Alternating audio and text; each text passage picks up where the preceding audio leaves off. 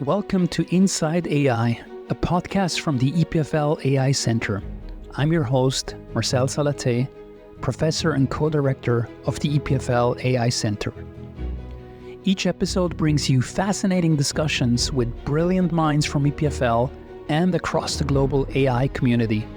From groundbreaking algorithms to ethical considerations, from technical innovations to real-world applications, we explore the technology that's transforming our world. Whether you're an AI researcher, industry professional, or simply curious about the technology that's shaping our future, join us as we venture inside AI. Today, I'm really happy to welcome my faculty colleague, Bob West, who's at EPFL and, of course, a member of the EPFL AI Center. Bob was also a co-founder of AMLD, and he recently just spent a year at Microsoft Research in the US. What I love about Bob is that he's always working on questions that make you stop and think. And he approaches these questions with this mix of rigor and playfulness that's just uniquely Bob. For example, he's done amazing work early on the pervasive power of AI systems, showing just how convincingly large language models can change opinions. And his study on whether AIs, quote, think in English is one of those perfect Bob West papers. Simple question, deep implications, beautifully executed. He's one of those people whose research I really look forward to discovering because it's always surprising in the best way. So I'm super happy to have him on the podcast. Now, before we get started, I just wanted to again highlight that the AMLD Intelligence Summit is coming up in February, and tickets are on sale now. There's also a early bird pricing depending on when you're listening to this episode. And we have fantastic tracks and keynotes and workshops and fish bowls and unconference style roundtables and much, much more. We designed the event from the ground up, renamed it slightly to have it reflect this human and machine intelligence convergence. And so hence it's now called the AMLD Intelligence Summit. Like every year, we have fantastic speakers, and I'm very much looking forward to seeing you there as well. For more info, go to 2026, that's 2026.appliedmldays.org. And now let's go to Bob West. Bob, thanks for coming on the podcast. Thanks for having me. So you just returned from the US from a 1-year sabbatical at Microsoft Research. How was that? It was great. Yeah, it was a great change. A great perk of academia that we can do this. Yeah. Mm-hmm. And you were mostly just doing your research, or what were you doing? How was it good for you? Yeah, it was Microsoft Research, which is it's a research organization. It's part of a corporate entity, but it's still a research organization. So I did research there, and I used it as an opportunity to basically go deeper into a direction that I'm especially excited about. Yeah, and so it was a nice opportunity to start something new or gain new momentum. Yeah. Mm-hmm. And how do you, like, at the moment, right, there's all this discussion about, of course, right, academia is such a nice place to do research, but now some of the most exciting research can potentially come out of these companies' labs because they just have access to more compute and resources and data. Is that something you've seen, or would you say no? I mean, on balance, it's still both are exciting places. Both are exciting places because we can work on different things. Right. Like inside the company, even if it's a research-oriented arm of a company, there's still a CEO and there are still shareholders, and so you will still see like a lot of rush and a lot of switching of directions and taking bets and changing bets and so on. Yeah. And so in academia, we still have a bit more calm and can take it a bit more principled, I would say. Yeah. No, that's good. Good to hear. Mm-hmm. Good. So I want to talk a bit, at least, start by talking about your research. I think you're just doing super interesting research. You're obviously here a professor at EPFL in computer science, or IC, as we call it here. but your approach to research is actually a bit different from the sort of the standard CS textbook professor. Can you just describe a little bit what the bigger picture questions is that you're addressing in your lab before we go into detailed some of the research you're doing? Yeah, so I can, as I said, I used this opportunity of the sabbatical also to do a little bit of a pivot. It's not a full-fledged turnaround, but the flavor is a bit different now. But overall, over the I guess nearly 2 decades that I've been in research now, and nearly a decade at EPFL, we've been mostly looking at humans through the lens of data. And so that can mean analyzing social media in order to learn about human behavior. It can also mean using data in order to make technology that is better suited for humans. A lot of it was concerned about learning about cause and effect by studying big data, combining it with experiments that we can actually run online. And now the big new gorilla in the room is, of course, AI, which is kind of squeezing straight into the middle between these two, humans and computers. We now have computers that are nearly like humans. So that is like that's the most fascinating question at this point, I would say. Yeah. Yeah. And before we go there, though, some of the earlier work that you've done was, as you said, social media. I think you did a lot of work with Wikipedia as well, right? And then I do remember you had some also pretty influential work on YouTube. Can you say a few words about that, what that was about? So in the YouTube case, we looked mostly at the effect of recommender systems, where you really have a program that's trying to make the platform better for humans, but is also trying to use humans for the benefit of the platform. So it's this kind of double-edged sword. And we try to understand better, what does the recommender algorithm really do? What are the effects? Does it radicalize people? Does it really change people's behavior? And we had some interesting findings there. Things are more nuanced than what you often read in the public press, where it says YouTube drives people into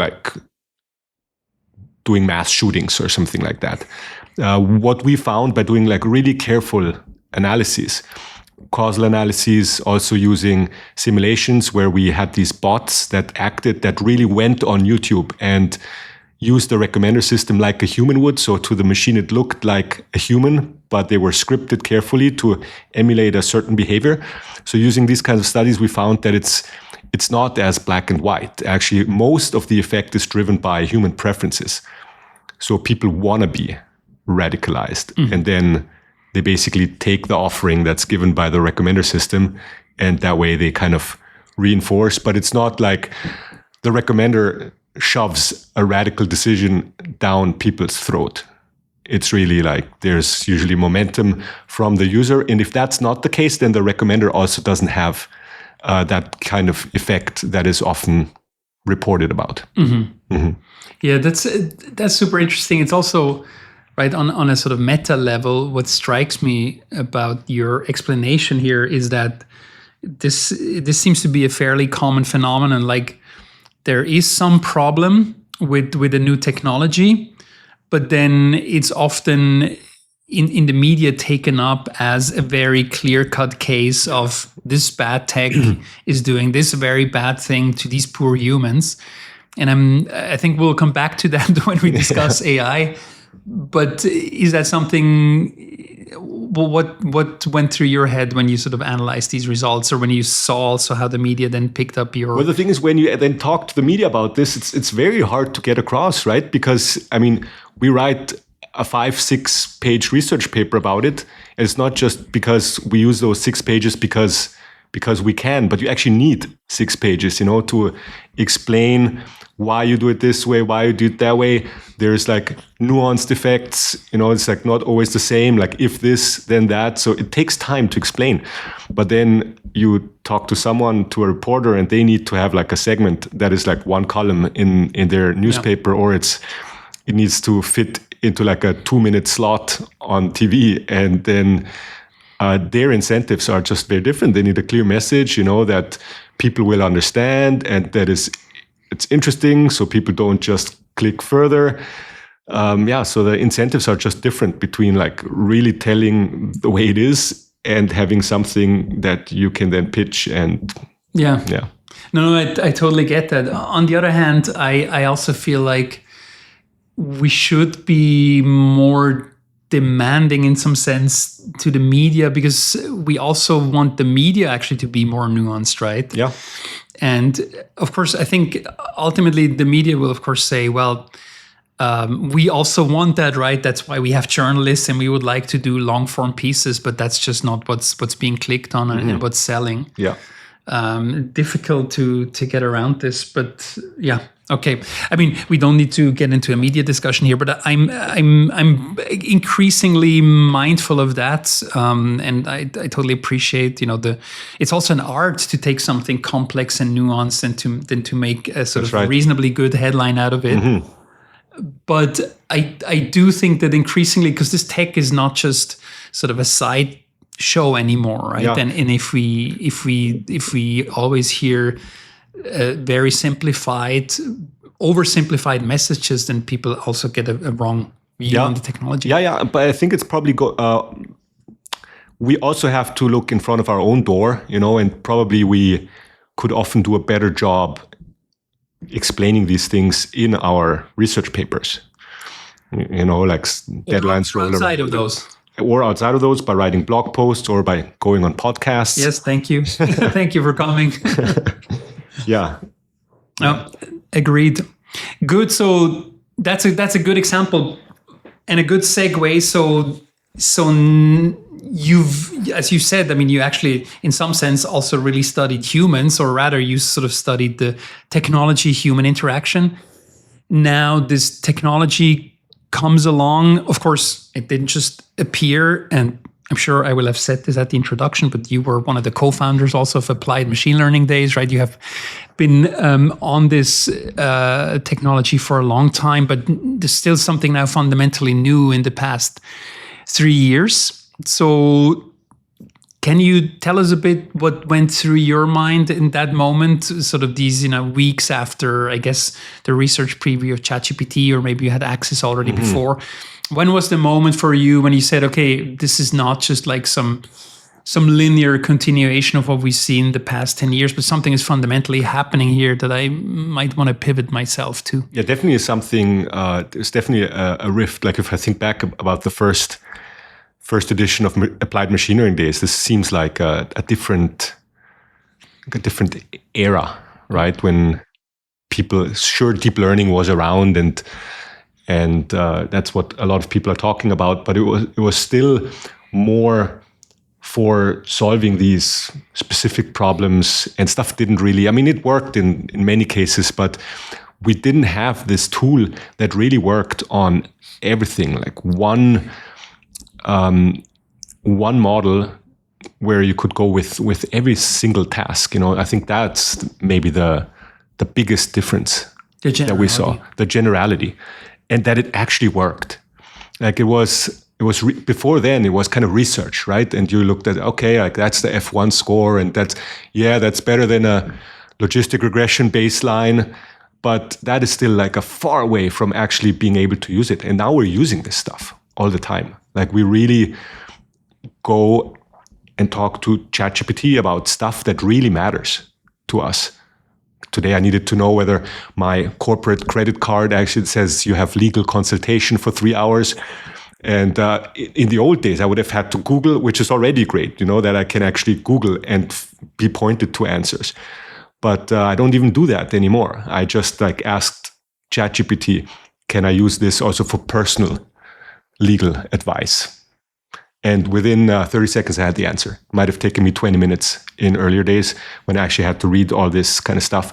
And so this practical relevance, I think that's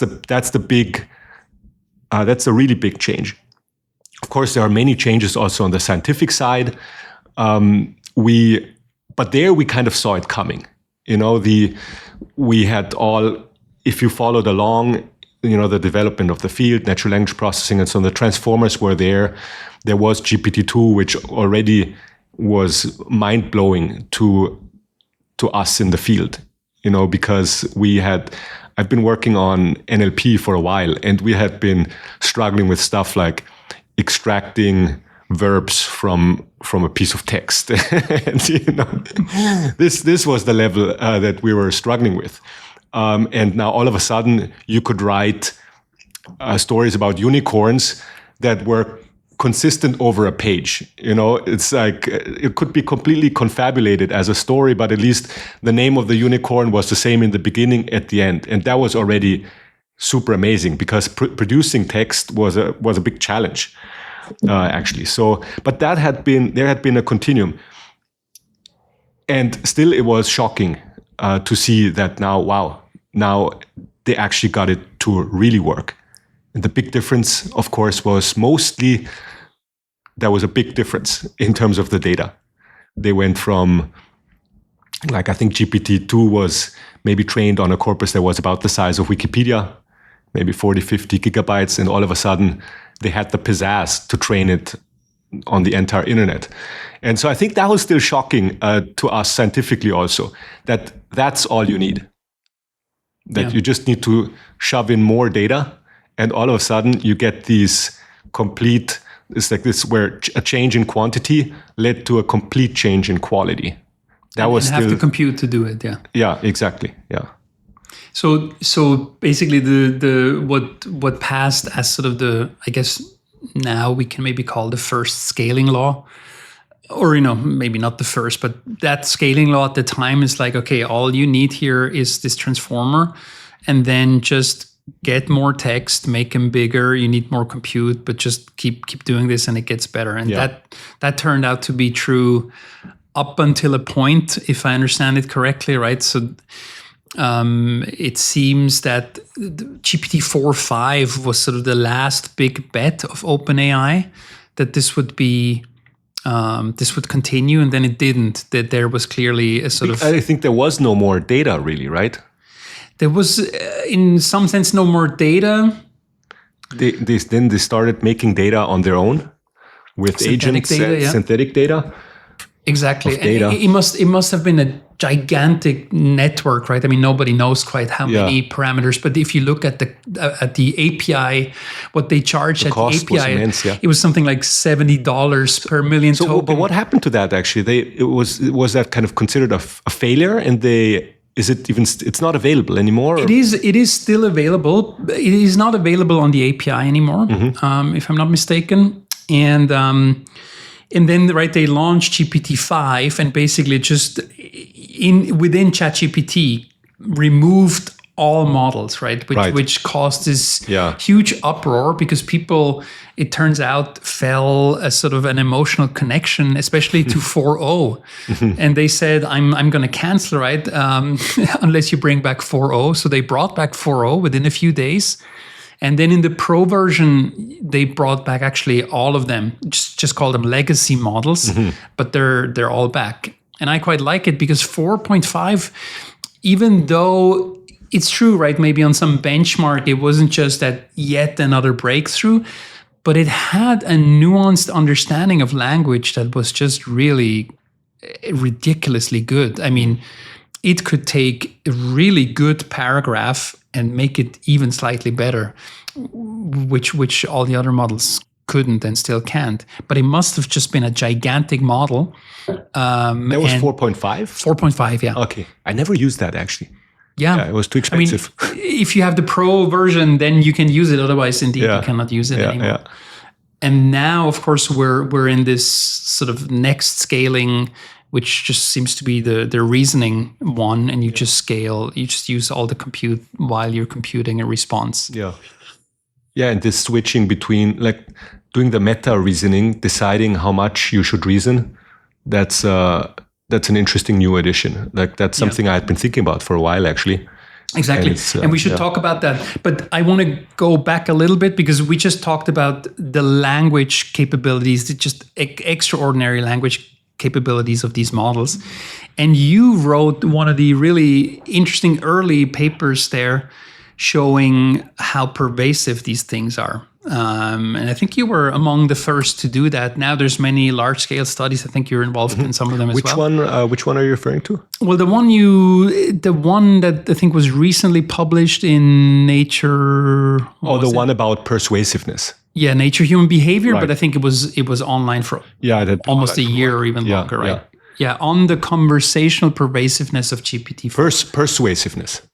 Persuasiveness, exactly. So exactly. Here we looked at how easily these models can actually sway people's opinions, and it was quite impressive to see what they can do in a lab setting.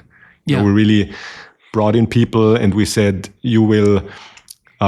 We set them up for these kind of small Oxford-style debates where everyone can make an opening statement, then everyone can react to the other side's statement, and then they make a closing statement, and then afterwards they had to basically state their opinion about the topic again. And they had done that also as a baseline before the whole discussion as a treatment. And there were two conditions. In one condition, a human participant debated with another human participant, and in the other setting, they debated with GPT-4. And the beauty of doing all these things online is that you really can't. It's like a Turing test. You don't see. You don't need to, like here, we're sitting in the same room and I see you. I know that you're really there. But if we did this via chat, then you might as well be a language model. And that was the same setting that we had. And so we could then compare whether the delta between the pre-discussion opinion and the post-discussion opinion is bigger in the condition where people debate with people or people debate with AI.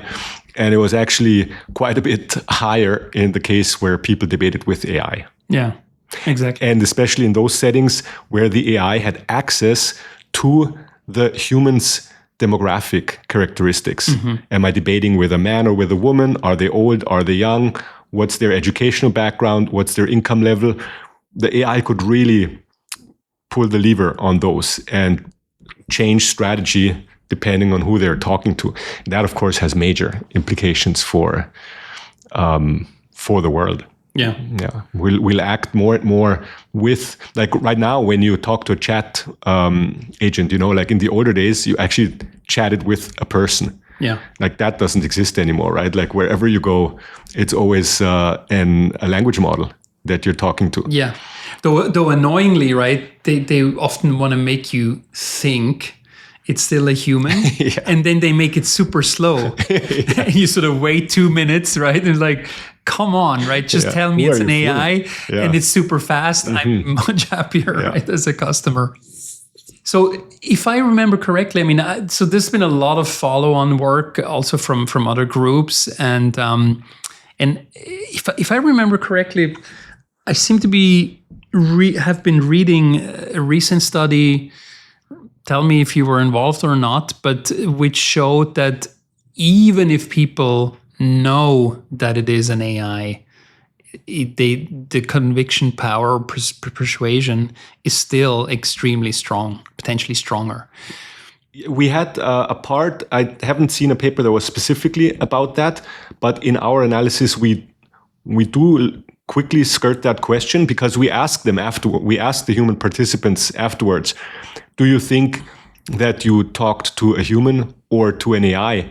And they're actually not bad at guessing. Like in 75, when they actually talk to an AI, with 75% probability, they guess that they talk to an AI.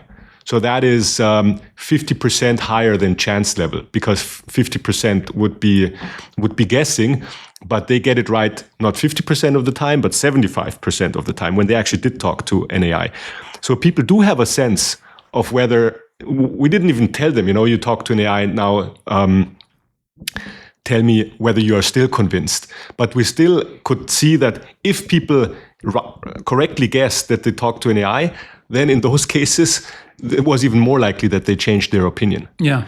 So that's, but this is a very interesting, we shouldn't read too much into into those numbers yet, because there can be many kinds of dynamics at play. It could be that the AI really made better arguments, so that could explain the situation. But it could also be that humans have this kind of meta assumption about AI. It's like, oh, I talk to an AI, probably they will be right. It's a machine. It's a machine. It read the internet.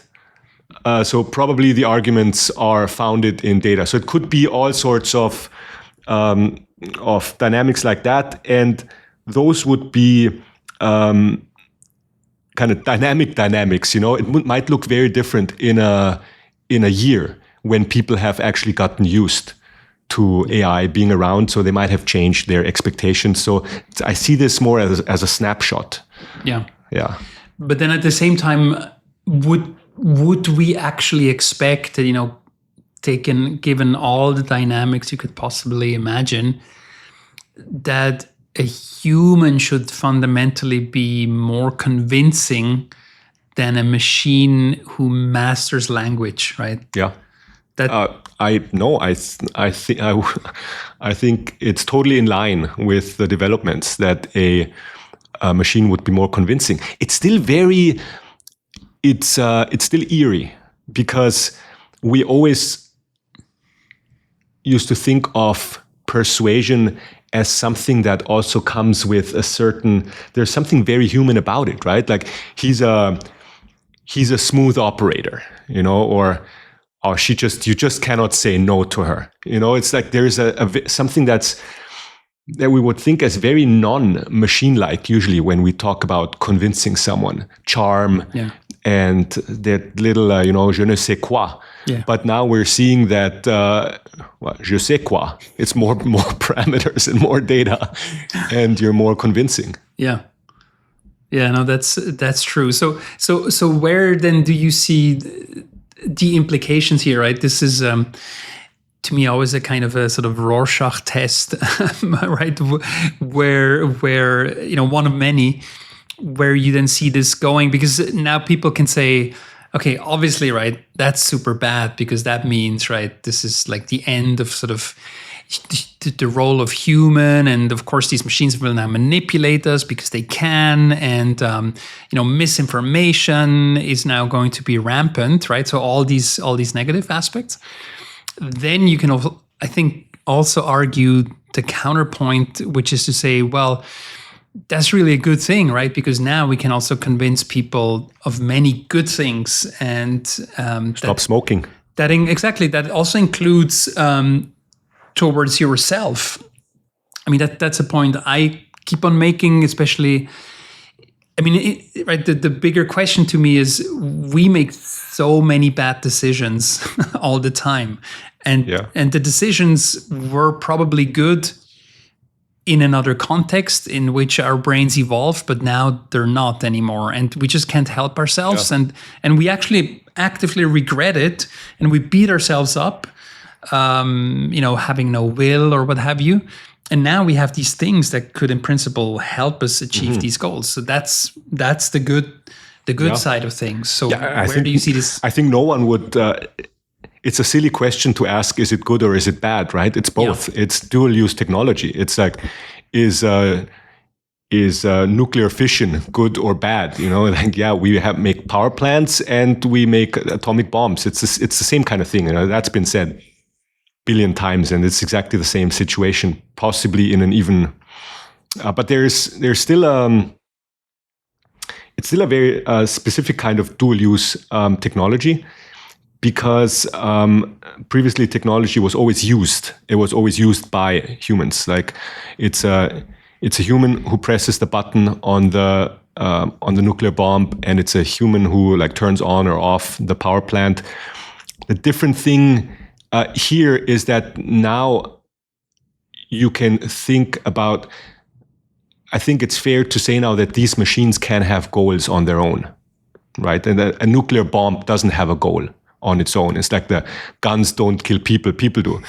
But now it's like, can we really say ChatGPT doesn't kill people, people do? Here it's not so clear anymore to me. Because if we're if we're talking about an AI model being persuasive and solving tasks and so on, I mean, we are now talking about it as though it had goals, and it's not clear to me at all that it wouldn't have goals. It can be completely autonomous, like you can create an agent and just let it run for as long as you want, and it will build its own memory, and it can keep training. It can decide itself what kind of training data it should collect. And so that's why I think it's very different dual-use technology. Yeah. No, I would definitely agree with that. But so, I mean, if we go to that example where you say, well, okay, ChatGPT, right, could, for example, through its persuasion, I mean, that's been just an example from the recent days or weeks where there was this example where ChatGPT, right, helped someone, driving them or assisting with suicide. Mm-hmm. And that is, of course, an extremely bad situation, right, for everyone. And I think there's no excuse, and that's just like a fault, right? If the model behaves that way, it's just like it should not, right? Period. I nevertheless do wonder there again. Again, this is sort of this other view. Is like, do we understand how many suicides ChatGPT has prevented, right? Yeah. Through its persuasion abilities. And this is where I think the trick is a little bit with, okay, if something has this extremely bad side effect, right, are we going to just basically stop the press and stop everything because it has those bad side effects? And then we run at the danger of not getting the good ones? Or, right, what's our approach? I think that's sort of the big question also in society, right? How do we deal with this? Yeah. Clearly, we somehow don't want to throw out the baby with the bathwater, exactly. But then at the same time, this stuff is also really concerning. Yeah, I don't know the answer. I mean, we don't even, as a society, we haven't even found the answer for much more, for kind of much less dangerous dual-use technology. Like if you look at nuclear power, for example, then some people have argued for and have actually done that thing where they switched it off completely because there were like some dangers. I'm from Germany, and that they did it. It's probably a lot of people would think that's a bad decision. And for AI, it's the same question, but probably in an even starker form, because from nuclear power plants, you get kind of one thing, you get the energy. It's a very basic thing, but AI is like doing it's so much closer to the kind of to the customer, to the real world effects. Like it can really keep someone from committing suicide. It can really drive someone into suicide. So it's it's not clear to me how that should be navigated. So I definitely won't go and say like, you are stupid, you are proposing this, and it should really be done that way. I really don't think that anyone knows. And it's this question about counterfactual, like how would the world be different if we decided this way? How many suicides would be prevented? How many suicides would be caused? We just don't know. I mean, it's like people can go out and say like, but it's also prevented suicides, sure. But how do you really tally those up? Like no one knows, So And even if you have these numbers, where are you going to make the line? Is like 10 suicides is okay if you save the hundreds, right? So then we're of course back to the trolley problem and all of these tricky ethical questions. No, I definitely get that. I guess you can sort of somehow understand the nuclear situation at the time, because I mean this didn't just sort of slowly emerge as something that sort of halfway worked and then it popped up as a consumer product and it's like, oh look, it can write emails, right? It's like, oh, we actually built this thing, right, to kill vast amounts of people. And that, you can understand how that just positively shocked people to the extent that they said, okay, we need to, if this goes wrong, right, then it's very obviously going to kill hundreds of thousands or more people. Whereas that sort of use case for AI is still very much out in the future and in sci-fi, right? I mean, to this day, it's not clear how many people AI has killed, right? I mean, and if it has, then it's probably in the same context that many other technologies. I mean, cars, right, True. have killed many people. But nearly by some sort of argument of transitivity, like if nuclear technology has the power to kill so many people, and AI has the power to control nuclear technology, which I don't think is so unreasonable to think about, right? I mean, you always get cases where the Mossad manages to get like a virus onto some Iranian centrifuge or something, and all of a sudden, like the centrifuge self-destroys. Yeah. Like the same way you could have viruses that control a nuclear bomb, and whether it's a human who sends the virus or it's an AI that does it kind of out of its own volition because it's given the autonomy to plan ahead for a long time. I don't think it's such a huge steps, because all the acting mechanisms for an AI to cause this kind of widespread harm are already there. The only thing that you need is basically to wire them up. Yeah. Yeah, I guess that's where most of the work should probably go, right? To sort of build systems where that is somehow provably I think that is the most relevant direction that in AI we could pursue these days. Yeah. So you've also been writing on how some of these papers, in quote, think, right? You had this paper on, it's called "Do Llamas Work in English?" Mm-hmm. So tell us a bit about that. What was that about? Yeah, so that paper actually started with one of these. Earlier, we talked about newspaper articles that try to convey a sharp message to get people excited. And that research project started with such a newspaper article. It was actually something that was shared on the Slack channel here in the department. And it was this Estonian newspaper article that had the headline something like ChatGPT thinks in English. And it was triggered by actually a situation similar to what we have here right now, where they had trained their own network in Finland, I think, their own language model that was supposed to be specifically for the Finnish and the Estonian language. And the argument that they made was it's because if we just use the standard GPT, it's going to be completely biased by English. And there was this passage in the article that said it's as though the language model really thinks in English, and then just on the last step, it translates into Finnish or into Estonian. And we're kind of, in my lab, we were triggered by that statement, which kind of intuitively makes sense, that if the model is trained on mostly English data, that it would operate internally on English-like representations.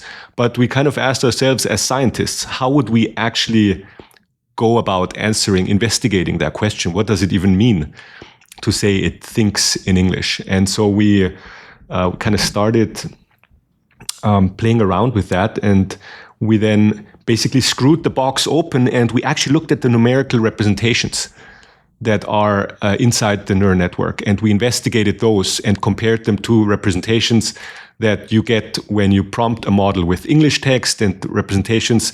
When I say representations, I just mean like the vector of numbers, the lists of numbers that are inside. And compared to representations that you get when you prompt the model in Chinese and so on. And what we saw is that regardless of what language you use as input to the language model, you always get representations that look similar. It's like language independent, basically. But they also tend to be the most similar to the representations that you have of English words inside the model. So the finding was, and again, a bit more nuanced than just to say the model thinks in English. It was the model thinks in a language agnostic way, but the representations that are used to represent concepts are most similar to the representations used to represent English words. So there is still kind of this It's more, there are these classic hypotheses in linguistics, Sapir-Whorf and so on, that say language shapes the way we conceptualize the world. And that's exactly what we observed. If the model sees mostly English data during training, then its conceptualization of the world will be like English. Since the starting point was to investigate scientifically something that was kind of oversimplified in the popular press, we thought a lot about how to title the paper. Internally, we were always talking about it as llamas think in English, which is also a nicely resonating title, llamas they're animate beings, they think, blah, blah, blah. But then we ended up naming it Do Llamas Work in English, because we didn't want to use the word think. Although it's kind of, this is maybe my upbringing, in the old days where we always, we always had this this Turing article, can machines think? And we kind of were taught not to talk about machines as thinking, but that taboo seems to be gone. Mm-hmm. I think in hindsight, it would have been totally fine to name the paper Do Llamas Think in English? Think in English, yeah. Because no one would have complained even, I think, because it seems that people have now finally swallowed that the machines do think. Yeah. There's processing going on, it's on a different kind of hardware, but it's information processing, and it's not just this kind of shallow processing that we're used to, processing something with a regular expression or something, but it's actually very deep processing. And now that we have the test time compute models that scale at inference time, that do reasoning before they answer, I mean, how is that different from thinking? Yeah. Yeah. I guess, it's a bit of a question of representation, right? It's like, how do you even define thinking? I mean, I guess with reasoning, it's just the current reasoning models, it's a particular type of thinking where the thinking is really purely word-based. Whereas you can, of course, imagine a kind of thinking, human thinking, that's not word-based, that's concept-based or visual-based, which is just a question of time, right? Which I think we have established also partly in that paper, Do Llamas Work in English, that that's what the models do. They build conceptual representations of the world. They happen to be in terms of vectors of numbers, the activations of the intermediate transformer layers. But that is, there are internal representations that are manipulated. And a brain, I mean, is doing the same thing, right? It's going to represent things differently. There's maybe more synchronicity involved and feedback loops, but I don't think that's the key difference, right? It's nearly the word thinking is nearly void, I think we should really take it as information processing. And then there is shallow and bad thinking, which might just be like a one step forward projection.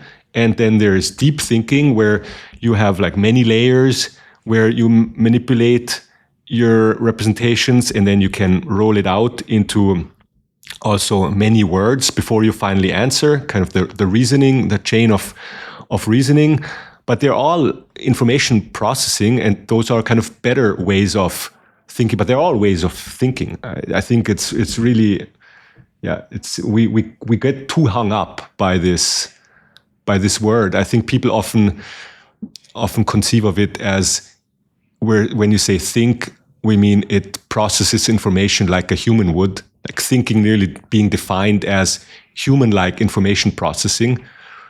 But I don't think that's necessary. I think there's like good and accurate information processing, and there's bad and information processing, and if it's good, then we should just call it thinking, and it's fine. Yeah. When I spoke myself now, I caught, because we're talking about thinking, then I realized that I said the word thinking a lot also in terms of I think that people should blah, blah, blah. So here I used it differently, right? I said, I think in the sense of I am of the opinion that. Yeah. And there we can still argue more, right? Like thinking as reasoning, I think that's done. Like, yes, machines do that. Thinking in terms of holding an opinion and holding a conviction, that is maybe still undecided and maybe not there so much yet, because the machines can be, at this point, a model can have every opinion, right? Like it's basically all the opinions that are around on the internet, the model will have. It's all because it saw the internet during training, it is all the people on the internet. And you can kind of now shift between those by prompting the model. You can make it more like Reddit user A, or more like Twitter user B. But it's not like the model has an opinion that is really kind of embedded into its personality. Like I think that we should be progressive that would be something that is kind of really tied to myself. I guess you could post-train it, right, to have that strongly represented. Yes, although actually that's where a big chunk of my research is going these days, about this kind of post-training and how can we make models really have a stance and a personality. And I think the post-training doesn't do that. It's really, I think of it as putting lipstick on a pig. You have this monster that you've trained on the internet, and it really has 1 billion heads. And all you're doing now with post-training is to basically quiet down some of the heads more and amplifying others. But you can't really shut down all of the heads except for one completely. Like there's interesting, more theoretical work that shows that that's really not possible. As long as one of the heads, one of the personalities has a non-zero probability, then basically by just making the prompt long enough, you can revive that and there is a way bring it back up. Exactly. Yeah. But that's also, I guess that's where I think all of the interesting stuff is of the future, right? Because at the moment, we are in this weird situation where we have very little understanding of how this tech actually works, which is also so fascinating because we used to mostly, right, I think there's some exceptions, but we used to understand the principle. And then based on these principles, we would build things, right? So we would first understand some basic physics, and then that physics would allow us to build rockets, right? Mm-hmm. And we wouldn't just somehow assemble rockets and are like, man, how does this stuff actually work? That's right. But it seems to be flying. Yeah. And so that's what's led to this notion that AI models are not actually built, they're grown, right? Yeah. Because it's more like a biological process. Yeah. And we're now sort of trying to figure out what is the result of that and how does it all work? And I think this is where then also correspondingly, as you say, where we might find some angles or not to really prevent some of the super bad stuff. Yeah. Because then we can sort of say, look, now we understand this and there's a way that we can really proactively shut this down, right? In the same way that, well, you have a human body, it's hugely complex, and there are certain diseases which for the whole of our existence, we had absolutely no clue, right? It was all magical.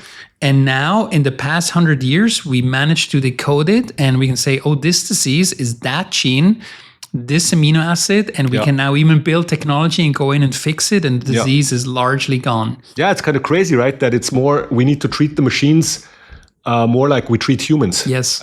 In the sense of evolution has evolved humans. They were grown, and now we need to reverse engineer them. And it's for technology and for engineers, that's a very uncomfortable thing, right? Because they're used, as you say, to build something that is designed to work in a certain way. But now we have something that somehow magically ended up working that way, and we need to understand how it does. So we need to apply these, it's not so much genetics, because there isn't really much evolution going on right now, because it's more like only ontogenesis. There isn't really a phylogenesis, although we start to see that because the models now generate training data for the next generation. Yeah, exactly. And so I think we're getting there. But it's more sort of the scientific process, right? Exactly. Dissecting how does something actually neuroscience, for example. It's like people are actually using neuroscience methods now to understand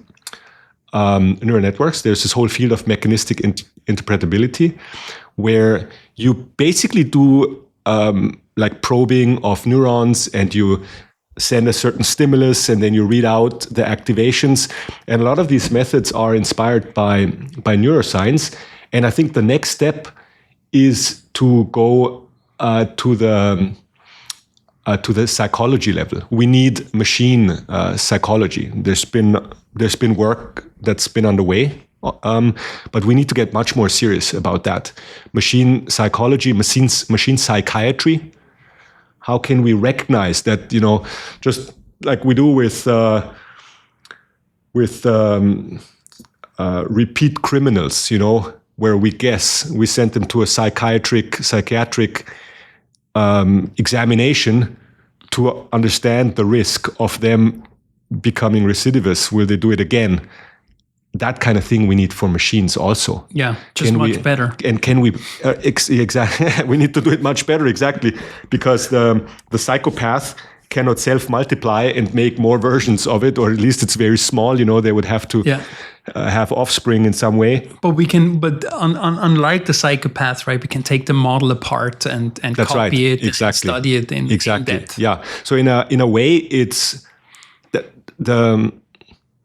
the purely scientific side inside me is very excited about this prospect of these models being around, because we can do all these amazing things in terms of methodology that are just completely impossible in the real it is the real world that we're studying here, but in the non-digital world where, like you can run every experiment only once.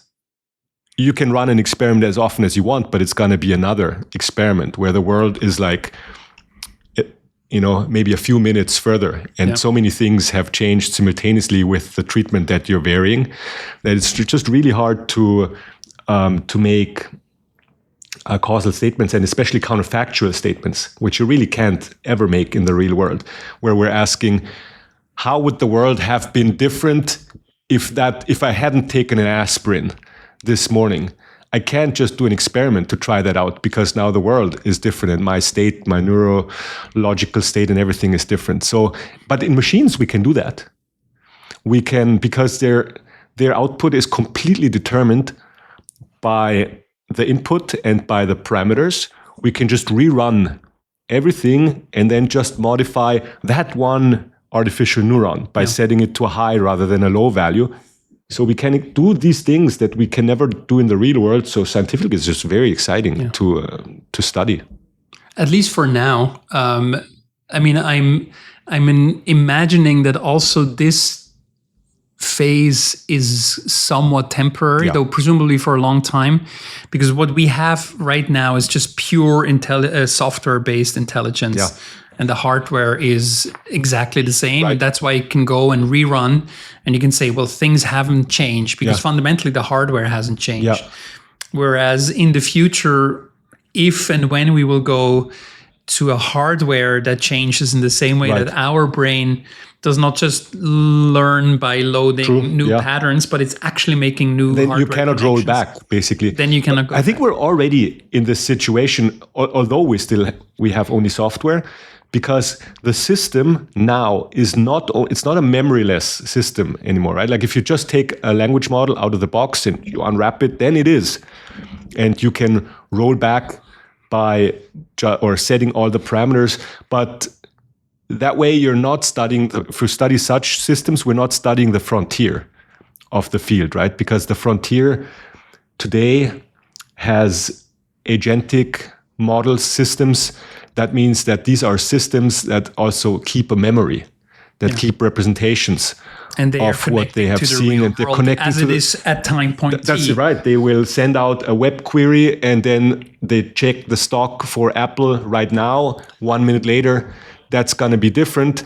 And sure, we can say assume the system has no memory, and now let's do kind of neuroscience on that. Yes, then we get nice results that are actually like measuring truly the causality, but we're not studying the system that actually has the biggest impact on the world. So I totally agree that there was like this weird small window where we could really study the models in vitro completely, but it's basically already over, which... But, that said, of course, that doesn't mean we should give up. I mean, we just need to know, okay, right, it's not quite as pure as that.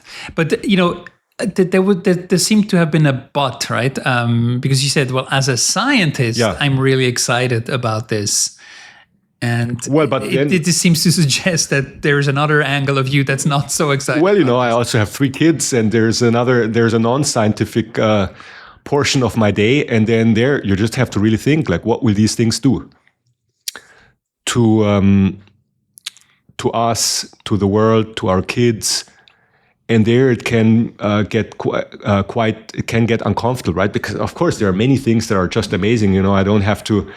I can write documents automatically. I don't have to read all the terms and conditions of my credit card in order to understand. I can just ask these questions. Do, of course. Exactly. And at the same time, we have to ask ourselves these questions: what should I teach my kids? We used to think that we should teach them coding because, like, I myself, try to participate in these initiatives, like girls coding, like everyone. I have 3 daughters, like, they need to learn coding. But that is like not so clear anymore, right? Because the computer code is already mostly written now by computers themselves, and we instruct them in natural language. There's probably still an argument for to be made for people learning to code because it's like a way of thinking, but the value proposition is a very different one now, right? Now it's more about like teaching people computational or abstract thinking versus actually having coding as a skill that will make you more attractive to like an employer. But is it really a different value proposition? It's fundamentally the same value proposition. No, we just go to the next level in the same way that we don't teach kids to think about how this is done in terms of and or gates. Yeah, right. But that is just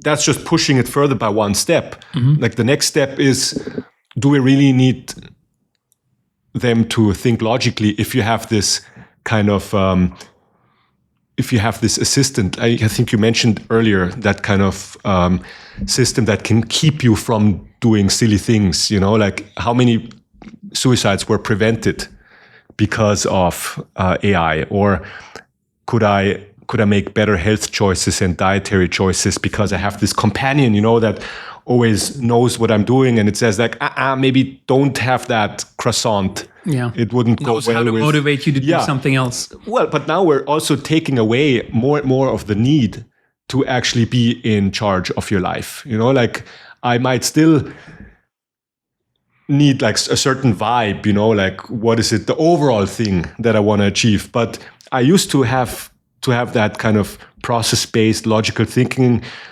to like, I probably shouldn't have that croissant now because it would affect me this or that. But this is decreased as well, if we have this kind of companion. So it's not so clear. And that's what I mean with we have to think about, I wonder what this will do to humanity in the sense of not only like there's this aspect of what will it do to human employment and so on. Of course, very valid concerns. But I'm also worried about these more emotional aspects. What does it even mean to be a human when all of a sudden it's really the human and AI assistant combination that runs your life? Mm-hmm. What is you when you become so dependent on the AI that your life would look very different without your assistant? But why? So this is interesting, right? You said, okay, I'm also worried about what this will do. It's like, but there's 2 things.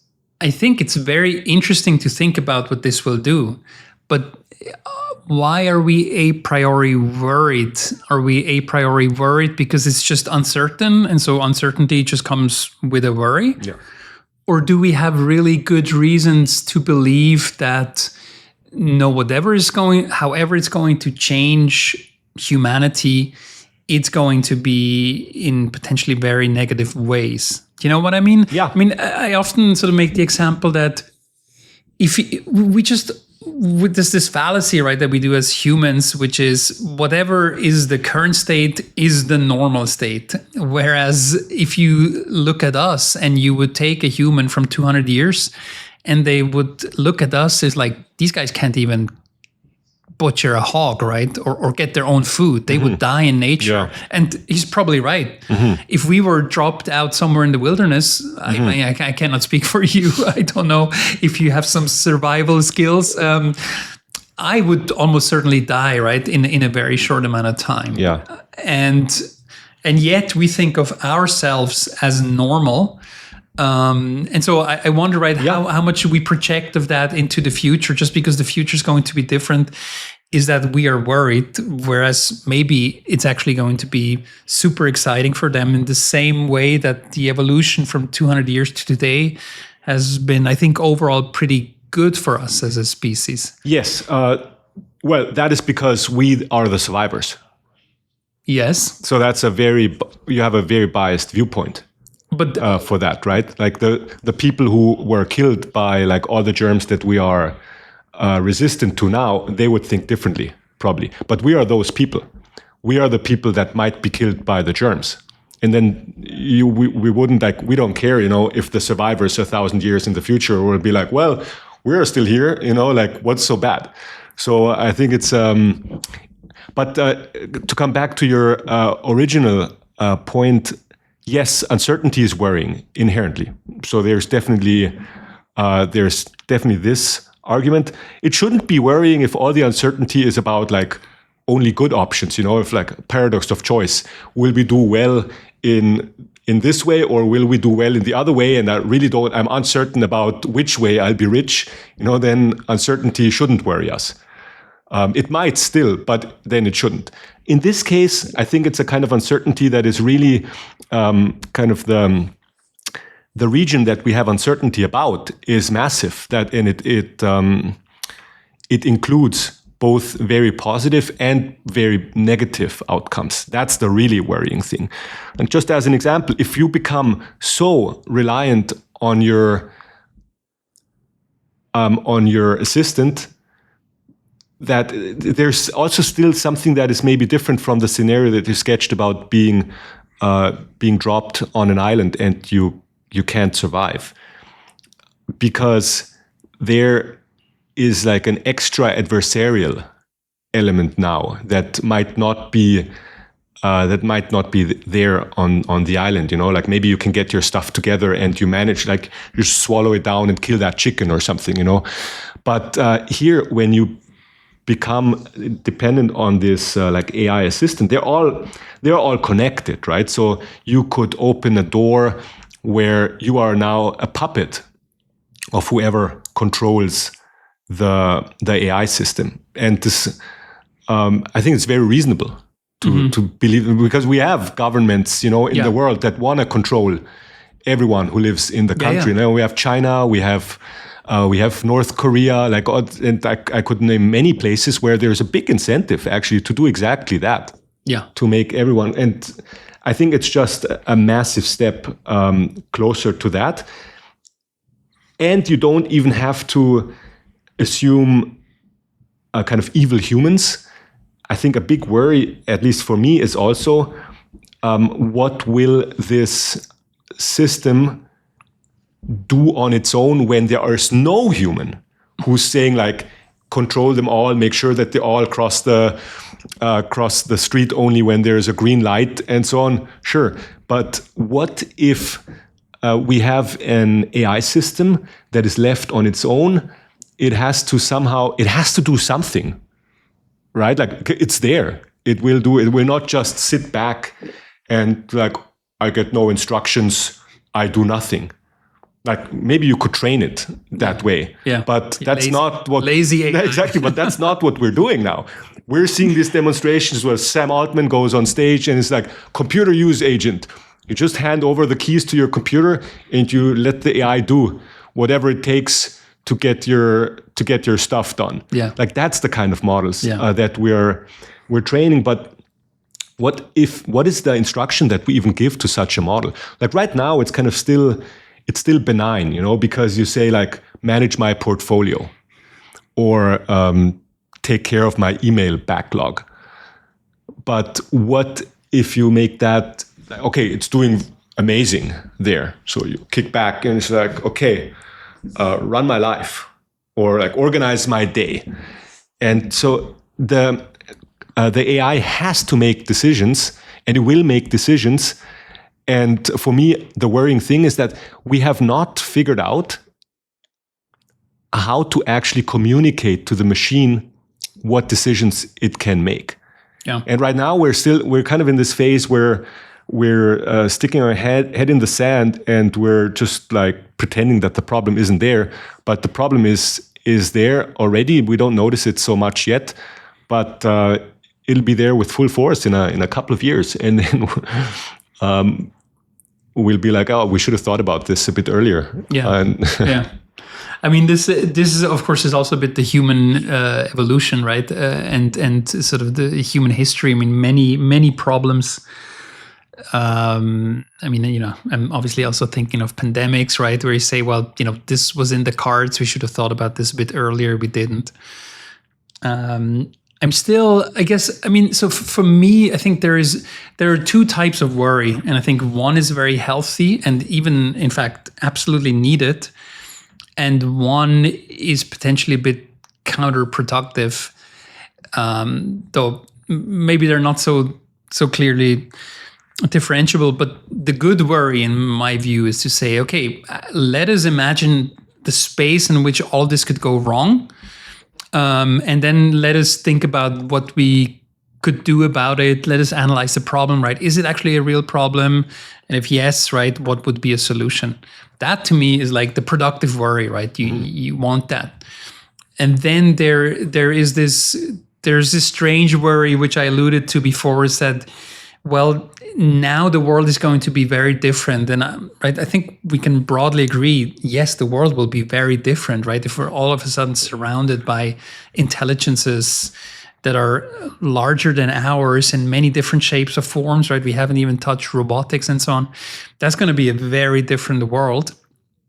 But where the assumption is that because it is different, it is almost by definition worse. And that is also historically spoken just a slightly strange position to take, because it's always been in the opposite direction, almost always. And so I'm always trying to figure out, okay, where can we be productively worried? And where is the worry mostly psychological, in the sense that we do not like this because this is changing in a way that we cannot, it sort of messes with our concepts of the world. What should I teach my kids? Right now I'm uncomfortable because this used to be an easy prediction. Yeah. Now it's not. Yeah. Right. So do you operate with the same type of framework, or do you think, no, those two are actually those are kind of the same? No, I mean, there's this kind of generalized worry, that's just like a general kind of unease about it, and that we can overcome that, right, by like just reminding ourselves that let's really put everything on the table. But even when we do that, I think it's just not. We nearly have to fall back to the generalized worry because we have no way of actually doing the other kind of worry. It's not like we can just look into the history of science and technology and say, in the case of previous innovations, it has played out this way or that way. Because by definition, every innovation is new, but there is something qualitatively different about this one that I really think hasn't been there before. Like all the previous innovations have provided tools, that expanded the ways in which we could affect the world in positive and negative ways. But now we're creating more. We have more than a tool. We have created an agent, a new actor, a new actor, exactly. That, per our discussion from right now, has to have some sort of volition.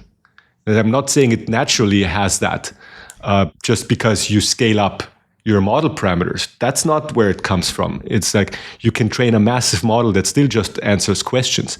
Yeah. The big difference comes now because we hand over the keys to that model, and we give it access to APIs, and we ask it to do ever more high-level things, and we ask it to read between the lines when we say stuff like, manage my day.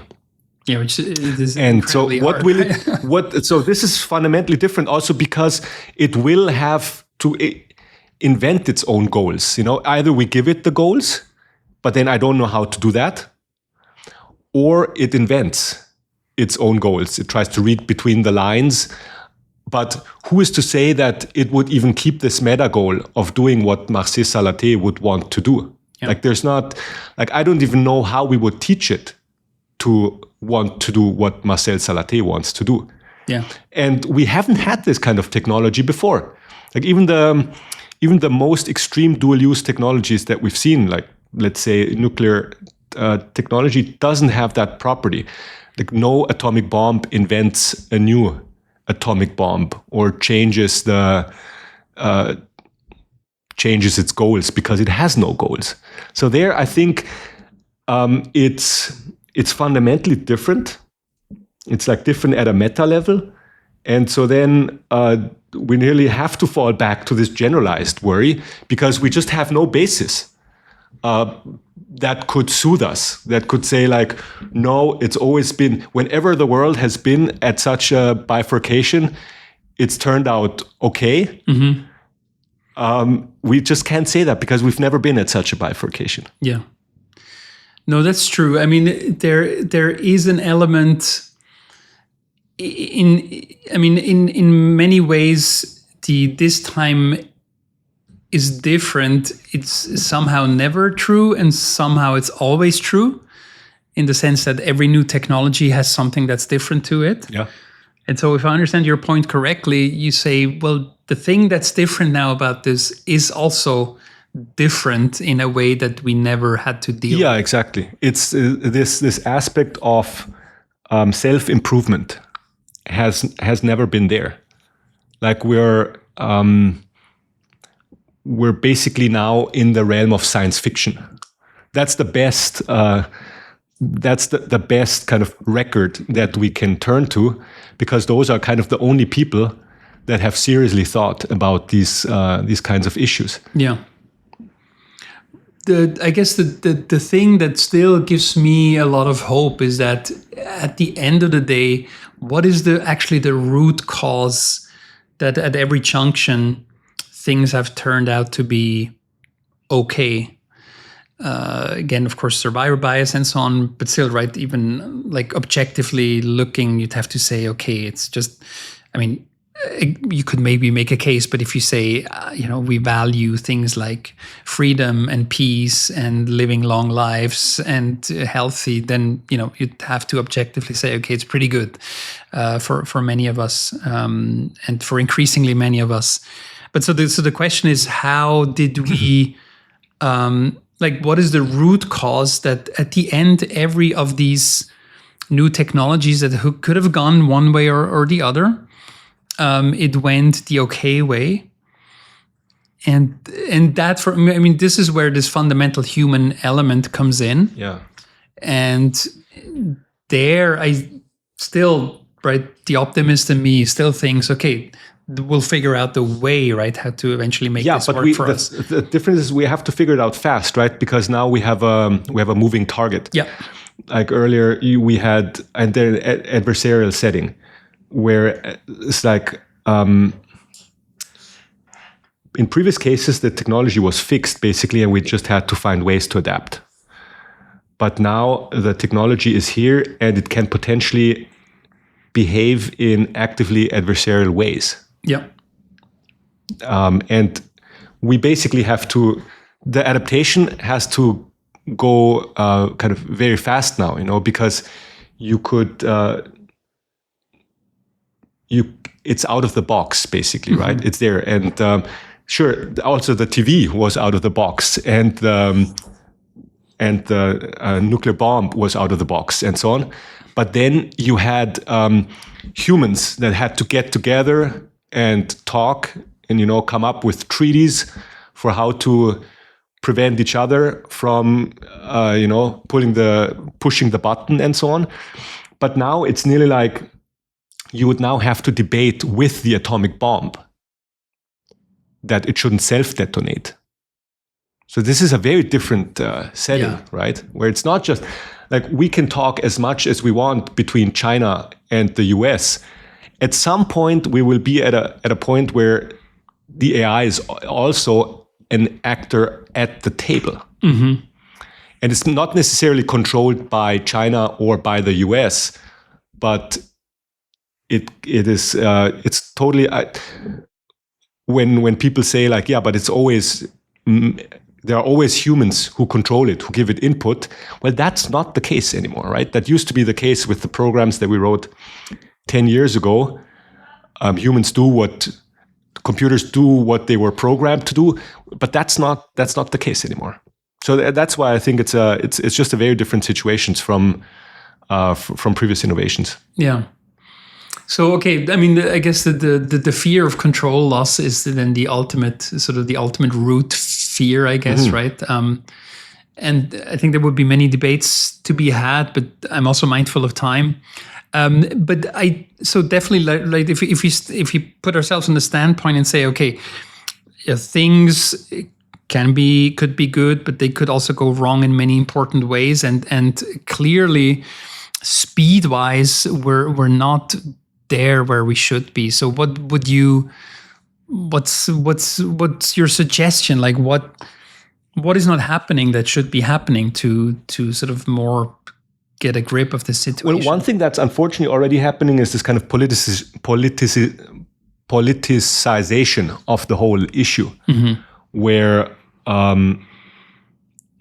these things are being conflated with like certain other opinions that you might have. For example, there are all these people that basically try to frame these questions from like a Marxist point of view. It's really the big corporations that try to push the fear such that because this will lead to more profit for the.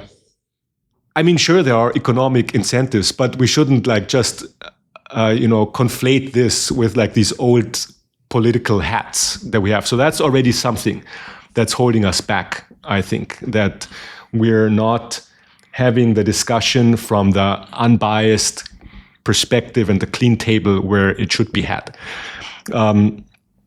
And so, for example, doomer, it's nearly used like to put someone in a certain corner, and then you don't take them seriously anymore if you happen to have certain other opinions. If you happen to be a Marxist, then the doomers are like, they're capitalists. That like this holds us back already. Yeah, that's a huge mistake. I mean, this is sort of a repeat of the pandemic, where anyone with a different opinion was considered a conspiracy theorist. Yeah. And the other thing that holds us back is, many things, is that we just don't have the tools yet, we don't have the thinking framework to reason this through.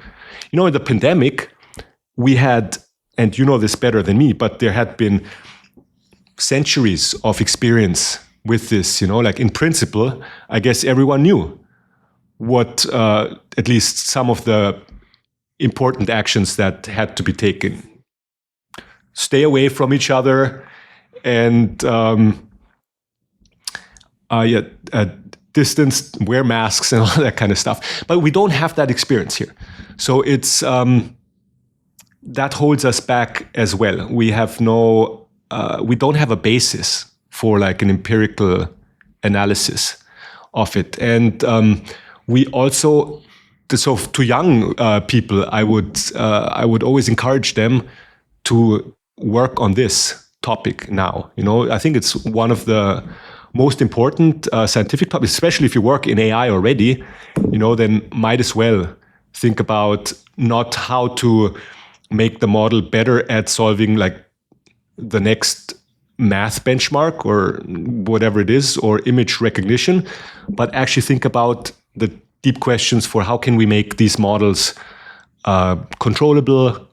How can we make sure that that we can actually read out what they're trying to do? How can we build in kill switches and these questions? So I think we need more smart people to think about this.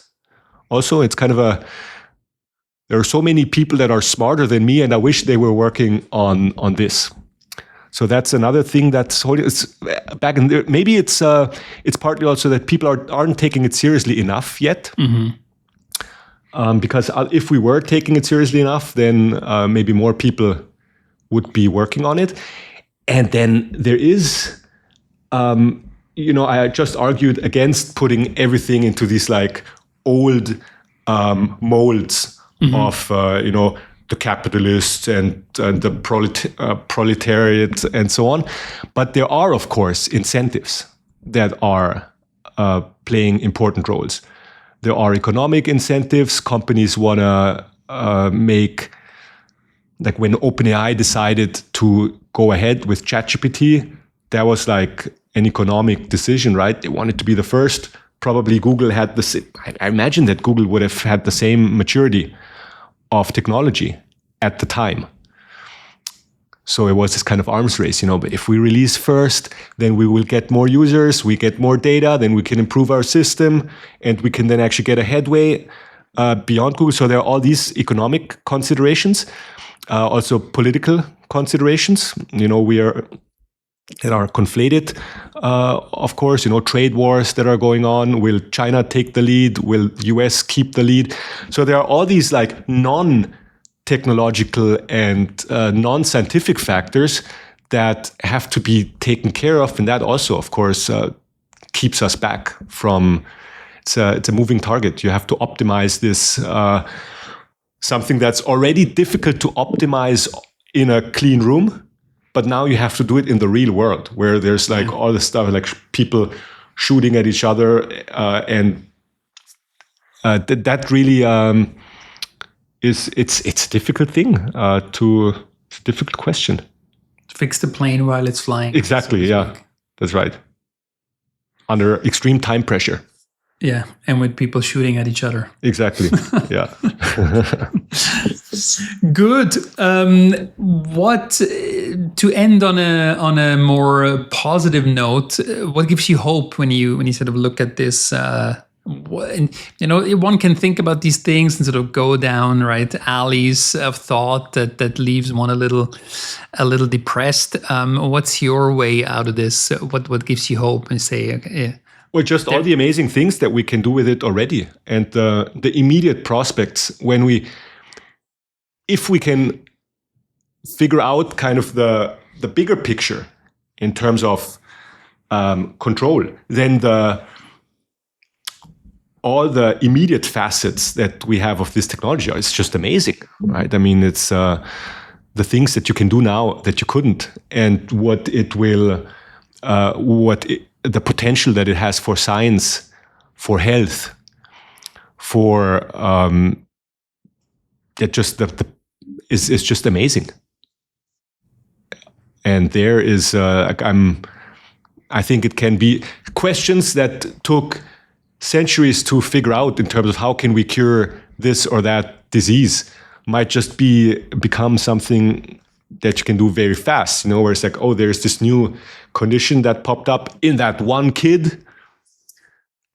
Figure it out. You have a pathway to and fix you it. can now there used to be this big problem always for how can you convince people to work on something. There's the one kid that has a rare disease, but no one cares because there's only 20 people in the world that have that condition. And then you had to basically have a billionaire daddy in order to fix that, who throws all the money on it and then tries to race against time.